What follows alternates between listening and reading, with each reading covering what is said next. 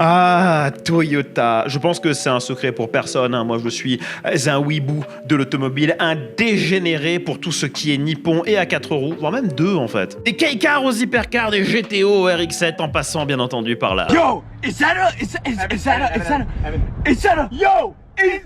Supra? Et près de 15 ans après leur retrait du pinacle du sport automobile, il est possible, potentiellement, que Toyota considère impossible, peut-être, si mon Dieu permet, une nouvelle implication en Formule 1. Mais alors attention, il y a plein de conditions. En plus des conditions, j'espère qu'ils se souviendront des erreurs du passé. Toyota. Parce que Toyota est arrivé en Formule 1 en 2000, basé dans une superbe structure à Cologne en Allemagne avec environ 14 fois le PIB du Lesotho dans les poches. Et après un début de saison encourageant, puisqu'en 2002, après une année complète de tests avec une mule, ils arrivent et directement ils claquent un point à la 6ème place au Grand Prix d'Australie 2002. Malgré ça, Toyota ne remarquera pas de points de toute la saison 2002, qui est pas juste suboptimal, mais nul à chier. Ce qui est quand même étrange, parce qu'ils avaient un duo de pilotes solide avec Alan McNish, qui est pas n'importe qui quand même, le gars en endurance il pèse son pesant de cacahuètes, et de l'autre côté Mika Salo, un pilote de Formule 1 avec beaucoup d'expérience qui a notamment été remplaçant pour Schumacher en 99 chez Ferrari, mais les gens se souviennent surtout de lui parce qu'il a un nom de famille rigolo. Vas-y, lâche ton commentaire, je suis sûr que je l'ai jamais entendu. Après une saison vraiment catastrophique, Toyota va tirer des conclusions et va revenir en 2003 avec la Ferrari de 2002, avec un peu de peinture blanche pour pas que ce soit trop cramé. Il y aura un regain de compétitivité, mais ce sera de très courte durée. Et il faudra attendre 2005 et qu'un certain Mike Gascogne finisse par tenir tête au board exécutif Toyota pour enfin avoir des résultats. Parce que les problèmes de Toyota, il y en avait deux. Il y avait une culture du blâme systématiquement tournée vers le pilote, à qui on disait des trucs style « Bah oui, mais vous freinez pas aussi tard que les autres. Avec connard, eux, ils ont des freins, moi j'ai des disques en carton, on fait comment ?» Et bien entendu, il y avait la sacro-sainte structure corporate, le Toyota Way of Things, qui marche très très bien pour vendre des Yaris, qui marche beaucoup moins bien pour la Formule 1, parce que la culture corporate, c'est des réunions et des pré-réunions durant lesquelles on décide de quel petit four on va manger pendant la vraie réunion, et ça c'est super, je suis sûr.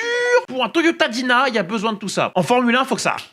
Hein, vite, on n'a pas le temps. Et sauf que Gascogne, il va appliquer cette méthode. Et ça sera pas très très populaire avec Toyota, qui va trouver toutes les excuses du monde pour le foutre à la porte. Le problème, c'est qu'en 2005, ces méthodes, elles marchent. Toyota va s'offrir plusieurs podiums et s'offrir la 4ème place du général. Avec la ferme intention d'aller chercher la victoire en 2006 et d'aller peut-être tirer les verres du nez à Ferrari, parce que Ferrari commençait à être accessible, il commençait à se chier dessus niveau perte, et Toyota était en gain constant. Mais après un début de saison compliqué, complètement dû au fait que le moteur Toyota puait la merde et que les pneumatiques avaient été remplacés, on passait de Michelin, très très bien, à Bridgestone. Ouais, c'est clippé du montage. Je sais qu'on dit pas Bridgestone, mais j'ai entendu Christophe Malbranck me dire ça comme ça, de genre 2003 à 2010.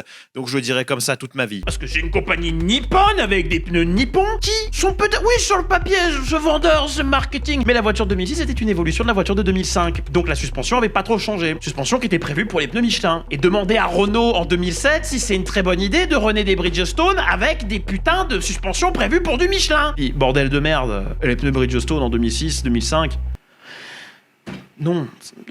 Bref, à cause d'un moteur nul à chier que c'était pas de la faute à Gascogne et d'une décision prise par un board exécutif qui a pas consulté du tout l'équipe technique, Mike Gascogne est limogé.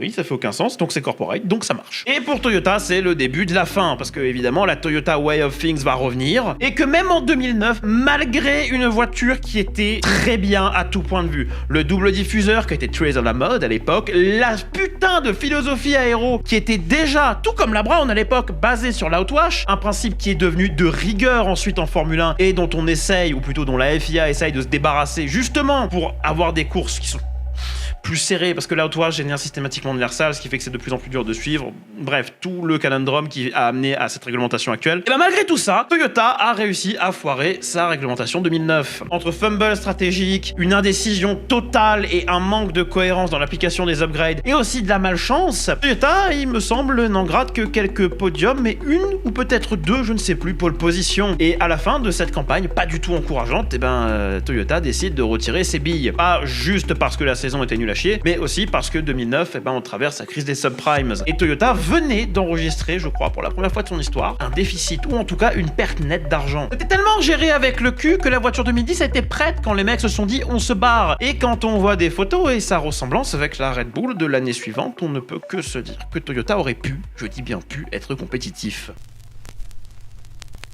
Le retour surprise de Toyota ne serait en tout cas pas dans un premier temps en tant qu'équipe à part entière. Non, Toyota pourrait effectivement fournir à une équipe sur la grille un soutien technique en échange d'un brand deal relativement classique, un peu comme Sauber. Sauf que là, en fait, le soutien technique ferait plus penser à ce qui s'est passé entre Renault et Benetton dans les années 2000.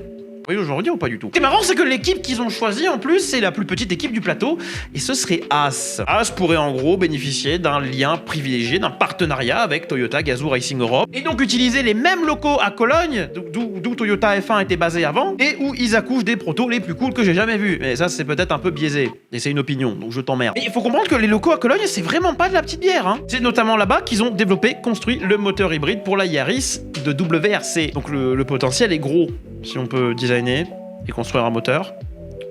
Vous voyez où je veux revenir ou pas là? Toyota, eux, évidemment, en tireraient un petit peu d'exposition, c'est le but du deal, mais surtout un pied à terre en cas de volonté de retour. Haas, pour l'instant, est motorisé par Ferrari. Ça va pas changer tout de suite parce qu'il me semble qu'ils sont contractuellement dans le pieu avec Fefe jusqu'en 2028. Après, un contrat, ça vaut pas son poids en PQ, donc pour moi, il est clair que Toyota, là, ils sont en train de mettre un peu d'eau sur la nuque pour éviter l'hydrocution parce qu'après, ils vont plonger fort. Pour Haas, c'est aussi une putain d'opportunité. En tout cas, le temps que le partenariat n'est pas aussi tangible que Toyota rachète tout, ils vont pouvoir s'éloigner des philosophies design Ferrari, une philosophie design qui pour l'instant, elle a pas l'air de fonctionner plus que ça.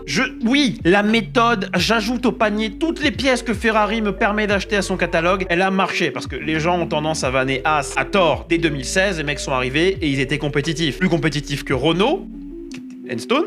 Vous savez l'équipe que Grosjean avait quitté et tout le monde a dit « Ouais, c'est un suicide de carrière !» Ils étaient plus compétitifs que Manor, une équipe qui, avant ça, était Marussia, qui, avant ça, était Virgin, qui était arrivée genre en 2010. Et quand tu remets en contexte, justement, toutes les équipes qui sont apparues avant Haas et qui sont pas installées sur la grille. Parce que oui, il y avait Manor, ex-Marussia, ex-Virgin, mais avant ça, il y avait Caterham aussi, qui a littéralement eu besoin d'un GoFundMe ou d'un Kickstarter pour finir sa saison 2014. Et ils se sont représentés qu'à une course à la fin de la saison, c'est-à-dire Abu Dhabi. Il y a aussi eu HRT, une équipe qui, il me semble, est la dernière à ne pas avoir pu rentrer dans les 107%, cette sacro-sainte règle des 107%. C'est la seule équipe de mémoire qui a vu les deux voitures juste... Non!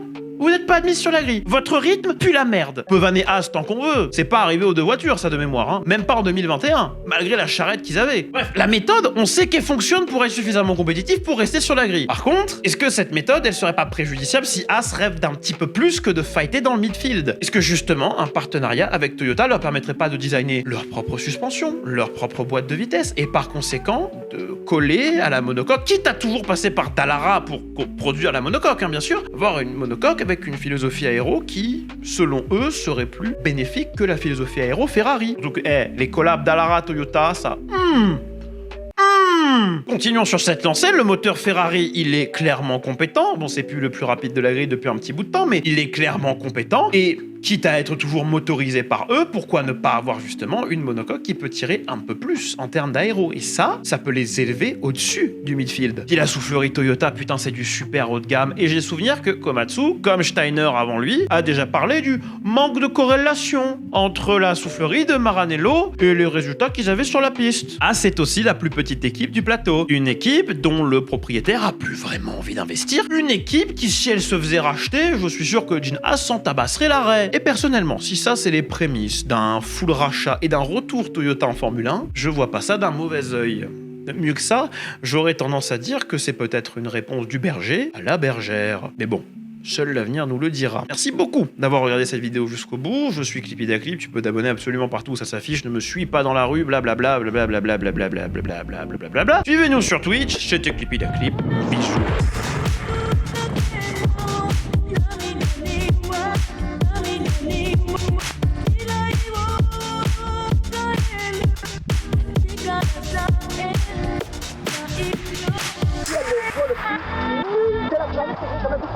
Nul! C'est trop nul! Techniquement, techniquement, c'est trop nul!